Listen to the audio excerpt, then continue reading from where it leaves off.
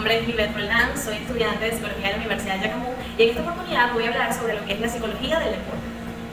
La psicología del deporte es una rama de la psicología que se encarga del estudio de las conductas, reacciones y diversas otras habilidades y procesos psicológicos que ocurren dentro del ámbito deportivo, que afectan al deportista y que también lo involucran en el ámbito deportivo.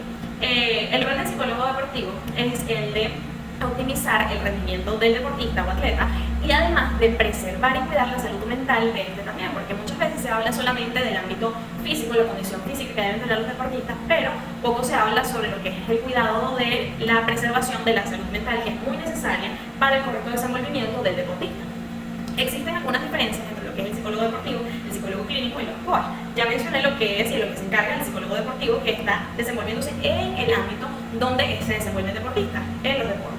Mientras que el psicólogo clínico, su rol va fomentado y va orientado al tratamiento psicoterapéutico de psicopatologías y trastornos mentales. Y los coach no tienen un grado de licenciatura de psicología como el psicólogo deportivo sí lo tiene, y además se ha visto mucho que los coach, su orientación principal es a trabajar la motivación del atleta, sabiendo que la motivación no es la única habilidad o proceso que ocurre y que debe trabajarse en el deportista.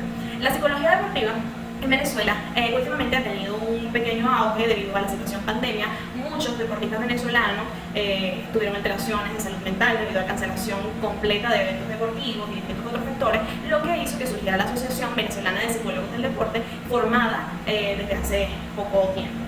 Existen desafíos a los que se enfrentan los psicólogos deportivos. Uno de estos es que hay psicólogos que no tienen la formación correcta o el posgrado correcto en psicología del deporte, sea porque no exista en su país esta formación o porque sencillamente pensó que siendo psicólogo ya podía ser psicólogo del deporte, y como no tienen esa correcta formación han dañado la reputación de la psicología deportiva por no tener las herramientas y formación correcta. Ahora vamos a hablar sobre lo que son las habilidades psicológicas en los deportes. Están las habilidades psicológicas en los deportes individuales y en los deportes colectivos. Primero que todo hay que saber que como psicólogos del deporte lo primero que tenemos que saber y conocer son los deportes. Cuáles son sus normas, cómo se desenvuelven, su duración, sus reacciones que puedan ocurrir, todo lo que va en el deporte y también en cómo puede afectar este deporte en las reacciones o en los procesos psicológicos del atleta. Las principales habilidades psicológicas son el control emocional, la atención y concentración, la resiliencia, la motivación, la autoconfianza y la activación. El control emocional es principalmente en esta, es muy fácil, mucho más fácil el manejo debido a que es más personal cuando se trabaja con deportes individuales, ya que solo se trabaja con el deportista de forma individual, ¿verdad? Entonces es mucho más fácil manejar este control emocional. ¿A qué nos referimos con control emocional? Puede ser control emocional, factores personalidad o reacciones a cosas que están pasando en su ambiente cercano, su familia, cosas así, pero además también está el control emocional a exponerse a situaciones, porque no es lo mismo el control emocional que puede tener el deportista en las prácticas a el control emocional que debe tener en el desenvolvimiento, por ejemplo, de una competencia. Por ejemplo, un saltador triple, enfrentarse a el momento de desenvolver su habilidad deportiva con todas las personas que lo ven o incluso la intimidación deportiva que puedan tener por otros atletas. Entonces, ¿cómo va a controlar su emoción en ese momento de desenvolverse profesionalmente en el deporte? Es muy importante saberlo manejar.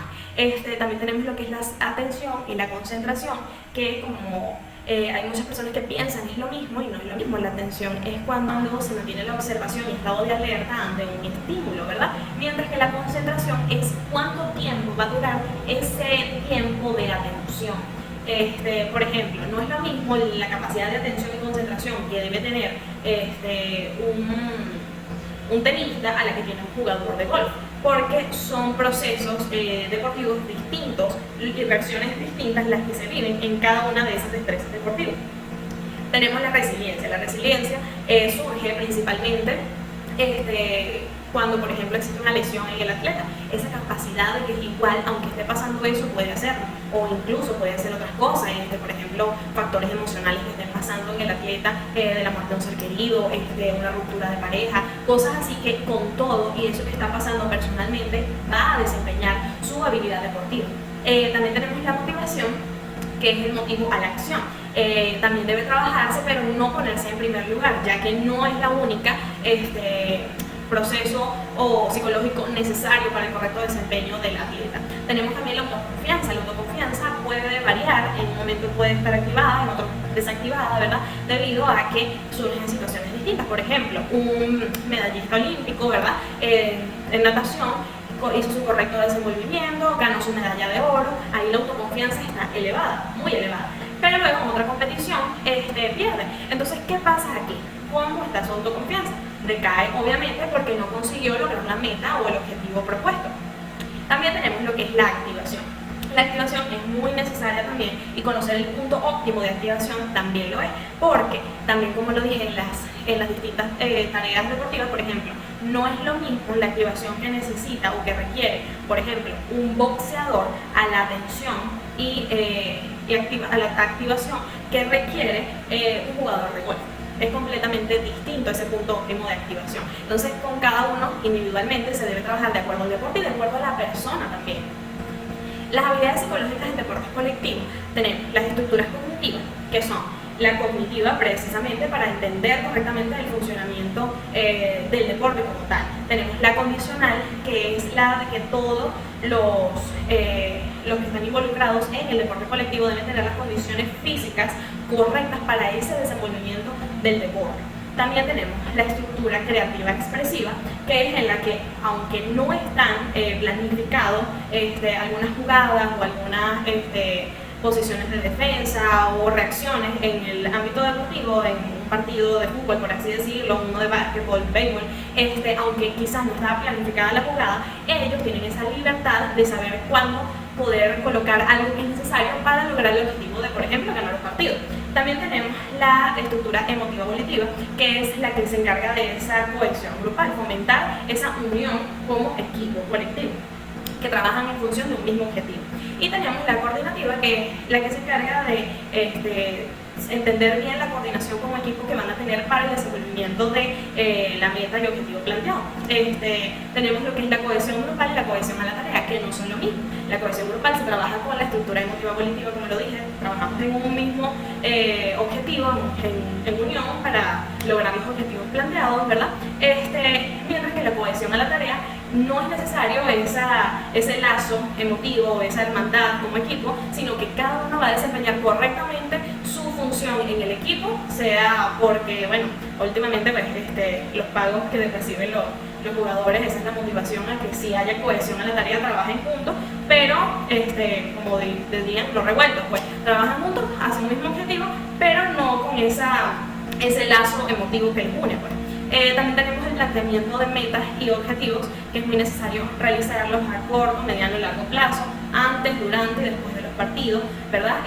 Para el trabajo de estas habilidades psicológicas deportivas. Tenemos lo que es la agresividad deportiva también. La agresividad deportiva es aquella que no es que requiera violencia, sino que hay, por ejemplo, deportes que requieren esa agresividad deportiva, como lo son por lo menos el fútbol americano, el hockey sobre hielo, ¿verdad? Donde esa agresividad se tiene que trabajar correctamente para que, debido también a los otros procesos que dije anteriormente, como el control emocional y todo, trabajarla de forma correcta con un objetivo y no solamente para que, no sé, destacar o que se vuelva algo violento. No, se debe cuidar y trabajar correctamente de forma de intimidación a, por ejemplo, otros equipos donde se ve el potencial que tienen como equipo, y eso mismo puede ayudar mucho al desenvolvimiento correcto y el logro del objetivo más rápido, porque intimidar al otro equipo hace que ellos pierdan su autoconfianza y es mucho más fácil lograr el objetivo de ganar.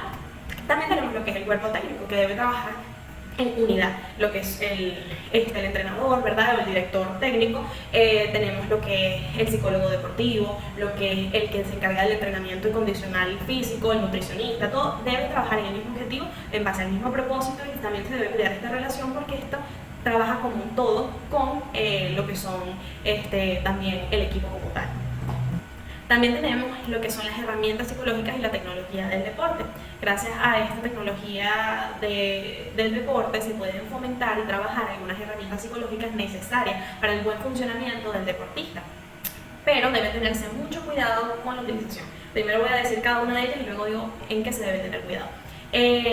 Por ejemplo, tenemos lo que es el Light Trainer, que es una herramienta en la que se trabajan procesos de resistencia y de capacidad de atención, muchas veces utilizado para por lo menos los deportistas que están en recuperación de lesiones, ¿verdad? Entonces se trabaja estos elementos específicos con estas tecnologías deportivas, ¿verdad? Tenemos, por ejemplo, que es el BATAC, que se encarga de trabajar la capacidad de reacción del deportista, ¿verdad? Es una pared donde entonces se empiezan a prender luces y ahí se trabaja esa capacidad de reacción del deportista.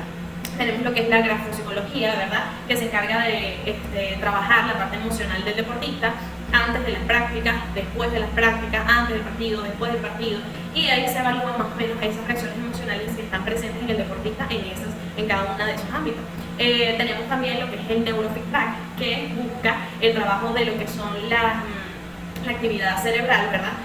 Por medio de un aparato de electroencefalograma se miden las reacciones y conexiones neuronales, ¿verdad? Durante distintos estímulos. Por ejemplo, ver el partido de un equipo rival, qué reacciones provoca en la persona, y en base a las reacciones que estén, si son correctas o no, se van trabajando a que sean potencializadas y usadas de forma correcta. También tenemos lo que es el neurotracker, que se encarga de lo que es la parte visomotora. Por medio de una simulación estudia y trabaja este aspecto visomotor. Entonces, lo que les decía, por ejemplo, el BATAC no es algo que sea muy necesario que trabaje un jugador de golf. Porque, ¿qué pasa? Un jugador de golf debe tener concentración y atención y distintos otros aspectos los cuales se deben trabajar para el correcto desenvolvimiento de su actividad deportiva. Pero, ¿en qué le serviría esta capacidad de reacción? Si en ningún momento va a necesitar atrapar una pelota o distintas otras cosas, porque no va con su deporte. Entonces se debe tener mucho cuidado con cuáles van a ser las herramientas psicológicas tecnológicas a utilizar, ¿verdad? Para fomentar las herramientas psicológicas correctas de acuerdo al deporte que se vaya a realizar y de acuerdo también a la persona que sea necesario trabajar en ella. Esto ha sido todo, espero que les haya gustado. Muchas gracias.